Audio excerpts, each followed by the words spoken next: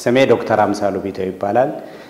በሙያዬ ውስጥ ሕክምና ስፔሻሊስት የሳምባና የጽኑ ህሙማን ስፔሻሊስት የምሰራው በአዲስ አበባ ዩኒቨርሲቲ የጥቁር አንበሳ ስፔሻላይዝድ ሆስፒታል። የሳምባ መቆጣት የምንለው በእርግጥ ለመተርጎም በጣም ይከብዳል። ኢንተርስቲሻል ላንግ ዲዚዝ የምንለውን ለመተርጎም ነው።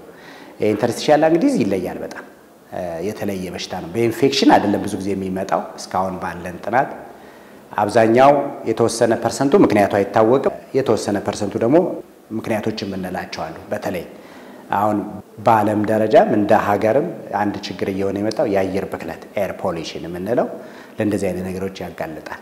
ሁለተኛ የስራ ተጋላጭነት ኦኩፔሽናል ኤክስፖዠር የምንለው ሲሚንቶ ፋብሪካ፣ ኮተን ፋብሪካ፣ ማነው የጥጥ ፋብሪካዎች ውስጥ የሚሰሩ የተለያዩ ብረታ ብረት የሚያቀልጡ ፋብሪካዎች፣ ጋራጅ ሜካኒኮች፣ ወፍጮ ቤት እንደዚህ ሁሉ የሚሰሩት እንዲያውም በግብርናውም ኢንዱስትሪ ውስጥ የሚሰሩትን ሁሉ ሳይቀር እነሱን ሁሉ ሳምባቸው ውስጥ የሆነ ነገር ከሚተነፍሱት ነገር እንዲቆጣ ያደርገዋል።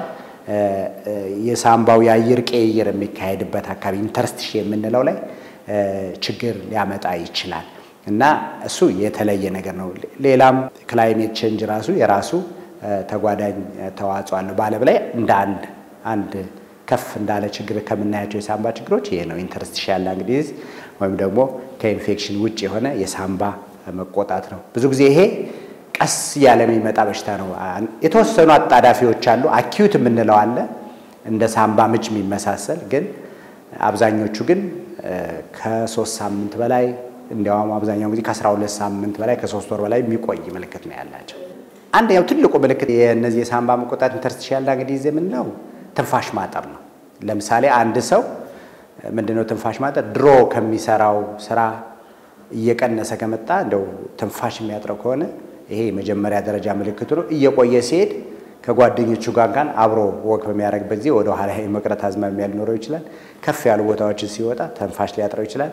በጣም እየከፋ ሲሄድ ደግሞ ቤት ውስጥ የሚደረጉ እንቅስቃሴዎች እንኳን ሲያደርግ ትንፋሽ ማጠር ይኖራል። አንዱ ዋናው ምልክት እሱ ነው። ሁለተኛው ምልክት ሳል ነው። ሳሉ ብዙ ጊዜ ደረቅ ነው፣ ምንም ነገር አይኖረውም። አልፎ አልፎ የሚመጣ ሳል ነው።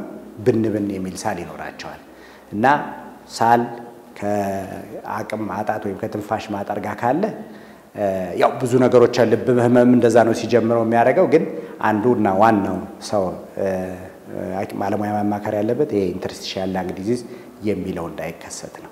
ዋናው ትልቁ ሕክምና ምክንያት ነው ብለን ከምናስበው ነገር እንዲርቁ ማድረግ ነው። ለምሳሌ በስራ ተጋላጭነት የመጣ ከሆነ ስራቸውን እንዲቀይሩ ወይ በስራቸው ላይ ራሳቸውን የሚከላከሉበት መሳሪያዎች እንዲጠቀሙ ፐርሰናል ፕሮቴክቲቭ ኢኩፕመንትስ የምንላቸው ማስክ ሊኖር ይችላል። እነዚህ ነገሮች እንዲያደርጉ ማድረግ ነው አንዱ እናደርገው። ሌላው ከሱ በተጨማሪ ደግሞ መድኃኒቶች አሉ፣ አንዳንድ መድኃኒቶች አሉ። እነሱን ደግሞ እንደ ሐኪሙ እንደ ባለሙያው ግንዛቤና እንደ በሽተኛው ደረጃ መስጠት እንችላለን።